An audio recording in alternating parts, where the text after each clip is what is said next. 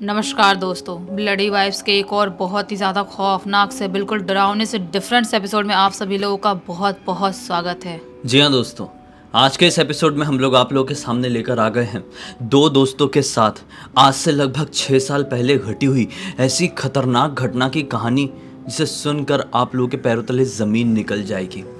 ये दोनों जो है ना, दिल्ली में एक रेलवे कॉलोनी में रहते थे। वहाँ पे सीन ऐसा था कि इनका जो घर था एक दूसरे से ज़्यादा दूरी पर नहीं था। इन लोगों का ये जो घर था वो प्रॉपर जो दिल्ली वाला इलाका था उससे थोड़ा बाहरी तरफ था। मतलब ये रेलवे कॉलोनी थोड़ी सी सिटी एरिया से बाहर आती थी। तो ऐसा होता था ना कि जब कभी भी इस मोहल्ले के लोग, इस कॉलोनी के लोगों को अपनी कॉलोनी से निकलकर बाहर घूमने जाना होता था तो उसके दो रास्ते थे।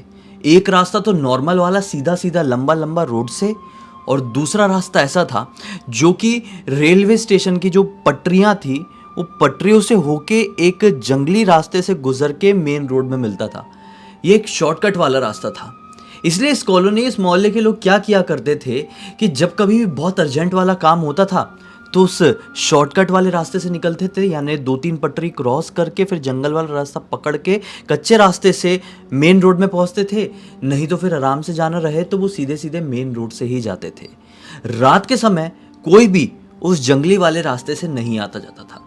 कारण ये था कि वो 2-3 पटरी क्रॉस करके जाना पड़ता था उस रास्ते तक। तो ऐसा था कि वहाँ पे बहुत सारे लोग ऐसा रात बेरात आते जाते थे, तो बहुत सारे लोगों के साथ दुर्घटनाएं हो जाती थी। अब वहाँ पे तो स्ट्रीट लाइट वगैरह होने का कोई सवाल ही नहीं था, क्योंकि ये एक पटरी वाला इलाका था, इसलिए वहाँ पे घना अंधेरा भी रहता था। तो रात बेरात यहाँ पे गैर कानूनी काम भी होते थे। इसलिए रात को तो यहाँ से जाना कोई भी प्रेफर नहीं करता था। लोग ये कहने लगे थे कि यहाँ पे इतने ज़्यादा कांड हो गए हैं, इस वजह से यहाँ पे भूत प्रेत घूमते हैं। अपने बच्चों को भी समझा के रखे थे कि कुछ भी हो जाए, शाम को बाहर भी खेलने जाते हो ना तो इस रास्ते से कभी मत लौटना, सीधे सीधे ही लौटना। सब समझ के रखे थे।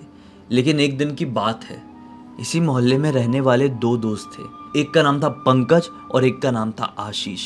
दोनों ये प्लान बनाते हैं कि यार एक अच्छी मूवी रिलीज हुई है, क्यों ना थिएटर में देखने के लिए चले। अब जहाँ पर इनका घर है वहाँ से लगभग 7 किलोमीटर की दूरी पर थिएटर था। दोनों ने अपने अपने घर वालों से परमिशन ली और इनको परमिशन मिल भी गई।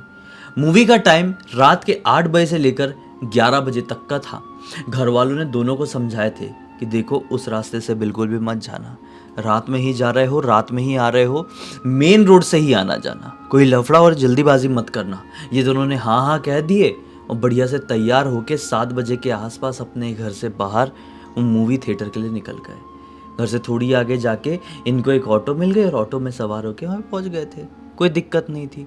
8 बजे से मूवी शुरू हुई, 11 बजे तक बढ़िया से मूवी को एंजॉय भी किए हैं और अब लौटने लगे।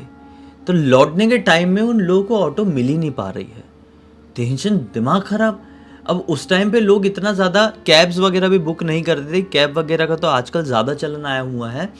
तो एक दो बार इन लोगों ने देखे भी, ट्राई भी किए कैब को, लेकिन वहाँ पर कोई भी कैब इनका एक्सेप्ट ही नहीं कर रहा था राइड। इनका दिमाग खराब हो गया कि कितनी देर खड़े रहे। यहीं पर खड़े खड़े लगभग 12 बज गए थे। घर से भी फ़ोन आने लगे दोनों के, कहाँ हो, अभी तक मूवी ख़त्म नहीं हुई क्या, आना नहीं है क्या, उस रास्ते से बिल्कुल भी मत आना। लेकिन ये जो पंकज था ना, ये ज़्यादा ऐसी चीज़ों पर विश्वास नहीं करता था। ये रास्ता वास्ता वाला झंझट ये अपने दिमाग में ज़्यादा नहीं पालता था। हालांकि इसने बचपन से लेकर अभी तक उस इलाके के बारे में बहुत कुछ सुना हुआ था, लेकिन इसको ऐसा ही लगता था कि वहाँ पे ना ऐसी एक्टिविटी करने वाले लोग रहते हैं सिर्फ, जो कि ऐसे गुंडे टाइप के लोग रहते हैं और चोरी वोरी करने के चक्कर में लोगों को ख़त्म कर देते हैं। लेकिन वहाँ पे ऐसी कोई भूत प्रेत थोड़ी हो सकते हैं। हो सकता है कि कोई पटरी क्रॉस कर रहा होगा, उसके साथ कभी कोई दुर्घटना हो गई होगी, तो लोग ये बोलने लगे कि भूत भूत ये सब उन लोगों के साथ करते हैं। पंकज ये सारी चीज़ों के ऊपर बिल्कुल भी विश्वास नहीं करता था। अब होता ऐसा है कि बहुत देर की कोशिश के बाद 12:15 बजे के आसपास इन लोगों को एक ऑटो मिल जाती है और वो ऑटो वाला भी कहता है कि मैं यार पूरे रेलवे कॉलोनी के अंदर तो बिल्कुल भी नहीं जाने वाला, मुझे बहुत लेट हो गया है, अगर तुम लोगों को चलना है तो चलो, मैं थोड़ा पहले ही उतारूंगा, वो कॉलोनी लगने से ही पहले। तो इन लोगों ने बोले कोई ऑप्शन भी नहीं है, यहाँ पे खड़े खड़े 1.25 घंटे हो चुके हैं, चलो हाँ बोल देते, निकल चलते हैं। ये दोनों ने पैसे वगैरह की बात की और बैठ के वहाँ तरफ निकल चले। अब यहाँ तक पहुँचते पहुँचते इन्हें लगभग 1:45 बज चुके थे। और दोनों का मोबाइल स्विच ऑफ हो चुका था, क्योंकि यहाँ पे इन लोगों ने बहुत टाइम स्पेंड कर दिए थे, मोबाइल भी बहुत ज़्यादा चला लिए थे, तो बंद पड़ गया था कैब वैब ढूंढने के चक्कर में। अब जब ऑटो यहाँ पर रुकी है इनकी कॉलोनी से थोड़ी दूर पहले, मतलब अभी भी इनकी कॉलोनी लगभग 2-2.5 किलोमीटर थी, तो यहाँ पे तो और ज़्यादा सुनसान माहौल। अब यहाँ से तो कोई भी चांस नहीं कि कोई भी सवारी मिल जाए। एक ही रास्ता था, पैदल जाना। जैसा मैंने बताया दिल्ली के आउटर इलाके में थोड़ा इनका घर था, इसलिए ये परेशानी और ज़्यादा बढ़ गई थी यहाँ पर आकर।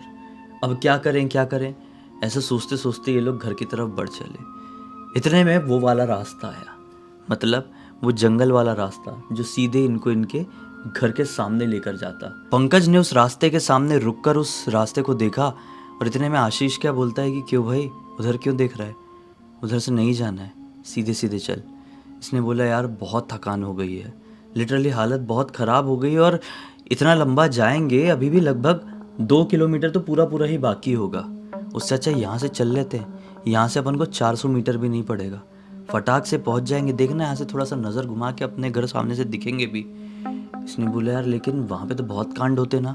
बोलता है कांड सारे दिमाग में होते हैं, छोड़, वहाँ से चलते हैं, कुछ नहीं होगा, और इतना डर लगेगा तो सीधे सीधे चलते जाना, बिल्कुल भी पीछे पलट कर मत देखना, कुछ नहीं होगा। ये दोनों ने ऐसी बात की है, और आशीष पूरा कन्विंस हो गया उस रास्ते से जाने के लिए। अब ये लोग उस जंगल वाले रास्ते की तरफ बढ़ चले हैं। चलते चलते चलते चलते पटरियाँ आई। अब तक ठीक था सब कुछ, पटरियाँ इन लोगों ने 2-3 पटरियाँ क्रॉस कर दी है।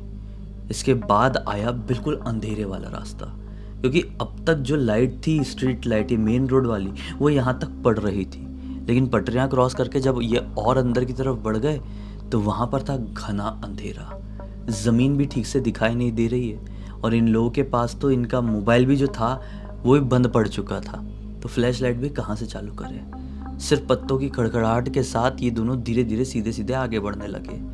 कुछ मिनटों बाद, थोड़ा ही चले होंगे इन लोग, इनको ऐसा आभास हुआ कि पीछे से कोई इनका नाम पुकार रहा है। ये दोनों डर गए कि इतने रात गए, यहाँ पर हमारा नाम कोई कैसे पुकार सकता है, और ये आवाज़ भी सुनी सुनाई नहीं लग रही है।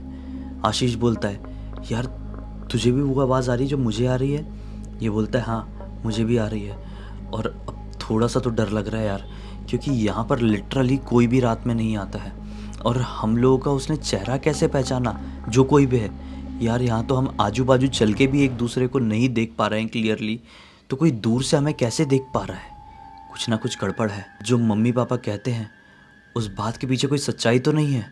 एक काम कर, सीधे सीधे जल्दी जल्दी चलता रहे। दोनों फिर से अपने कदमों की रफ्तार बढ़ा दिए और तेज़ी से अपने घर की तरफ बढ़ने लगे।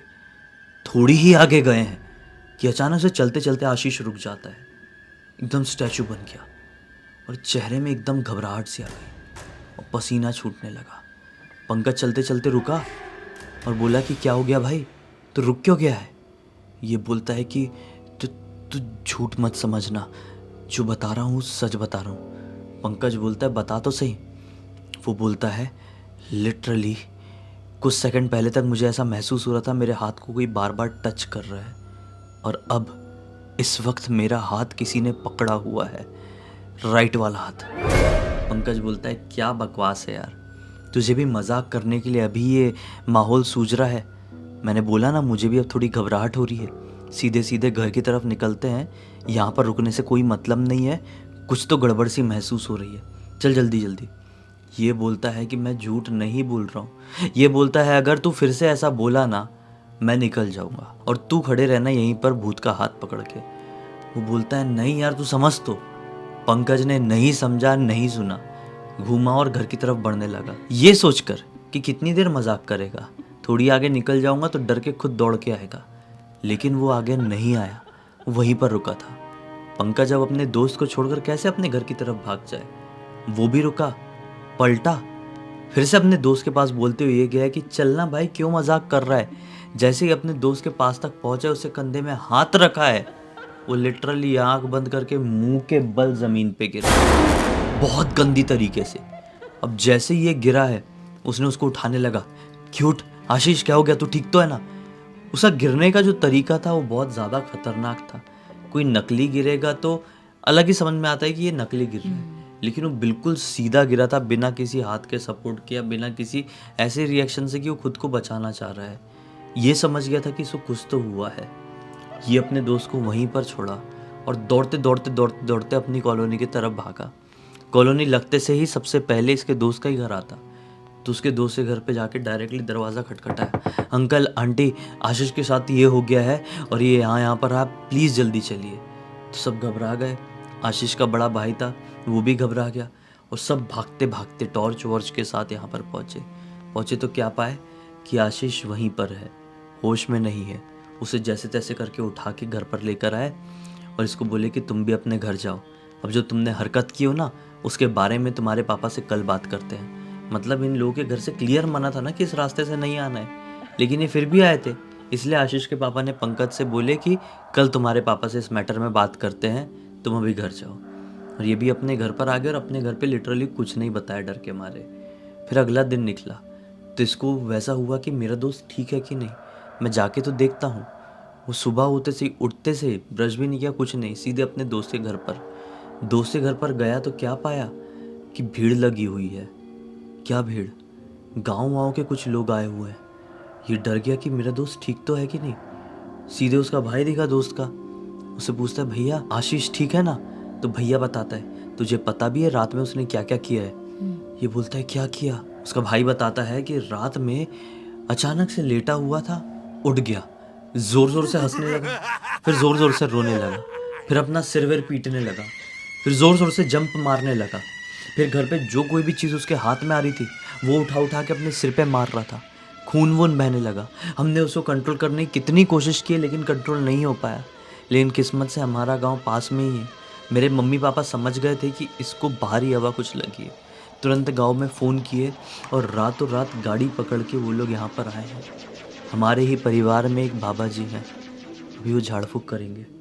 लगभग अभी से 5-6 घंटे के बाद, दोपहर के बाद झाड़ फूँक होगी। तू भी आ जाना, बातचीत तो होगी, कहीं तेरे ऊपर भी कोई परेशानी ना हो। इससे बेहतर है तू अभी चले जा, वरना तुझे अभी बहुत डांट पड़ेगी मेरे मम्मी पापा से। ये बोलता है ठीक है, अभी ठीक है कि नहीं आशीष? भैया बोलते हैं कि नहीं, अभी भी बिल्कुल भी ठीक नहीं है। उसको हमने बांध के रखे हैं, अभी बस उसका मुंह बंद हुआ है, समझ ले। बॉडी वाली एक्टिविटी बिल्कुल भी बंद नहीं हुई है। ये डरते हुए घर पर आ गया। अब घर पर इसकी मम्मी ने इसके डरे हुए चेहरे को देखी और पूछ ली कि क्या हुआ है, सच सच बता, तो जब से रात में आया तब से तेरा मुंह उतरा हुआ है। इसने पूरी रात की बात बताया। फिर मम्मी ने बोली कि ठीक है, पापा को मत बताना, मैं भी चलती हूँ वो पूजा में, जो कुछ भी हो रहा है झाड़ फूँक हो रहा है। फिर शाम के वक्त 4 बजे के आसपास वो पूजा वूजा शुरू हुई। फिर एक दूसरे बाबा आए हुए थे ना जो गांव से, वो कर रहे थे, बहुत कोशिश कर रहे थे, अलग अलग प्रकार के बहुत सारे मंत्र पढ़ रहे हैं, हवन कर रहे हैं, लेकिन कोई फ़ायदा नहीं हो रहा है। वो पूछ रहे हैं कि तू कौन है, क्यों आया है, लेकिन वो कुछ भी जवाब देने के ही मन में नहीं है। वो बहुत ज़्यादा हाइपर होते जा रहा है। फिर इनके ही परिवार के एक और वृद्ध व्यक्ति थे, यही कुछ 70-75 साल के रहे होंगे। वो उठे भीड़ से, आगे आए, बोले कि हटो, मैं करता हूँ, मैं बात करूँगा इससे। वो बैठे हैं और उसकी आंख में आंख डाल के कुछ तो भी मंत्र पढ़े मन में, और फिर उससे पूछते कौन है तू, क्यों आया इसके अंदर? तो उसने बताया कि मैं मर चुका हूँ, उसी जगह पर मरा था जहाँ से ये लोग आ रहे थे, वहाँ पे मेरे बाल पड़े हुए थे, इसने मेरे बाल के ऊपर पैर रख दिया, बस फिर क्या था, मैं इसके अंदर आ गया, अब मैं इसके शरीर में ही रहूँगा हमेशा, इसको छोड़कर कहीं नहीं जाऊँगा। भटक भटक कर पागल हो गया था, बहुत हालत ख़राब थी मेरी, ये तो अच्छा हो गया इसने मेरे बालों पर पैर रख दिया है। मुझे परेशान मत करो, मुझे इसके साथ रहने दो। वो जो बुढ़े दादाजी थे उनने कुछ नहीं बोले, इसको सीधे बाल पकड़े और खींच के फट से ऐसे बहुत सारे बाल खींच के सीधे उखाड़ दिए।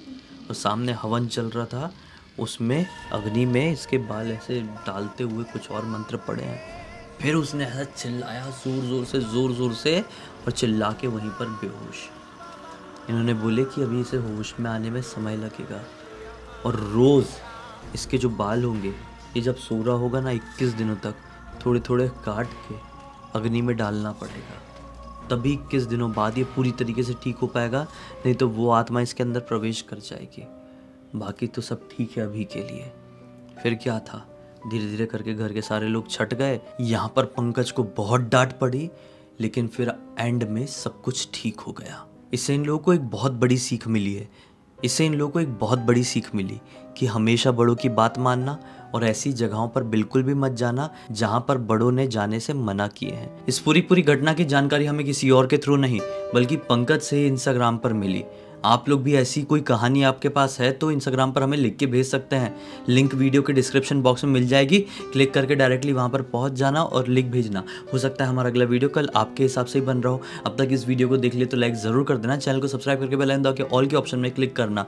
हम कल फिर से मिलते हैं, तब तक के लिए बहुत बहुत धन्यवाद। आपका दिन शुभ हो।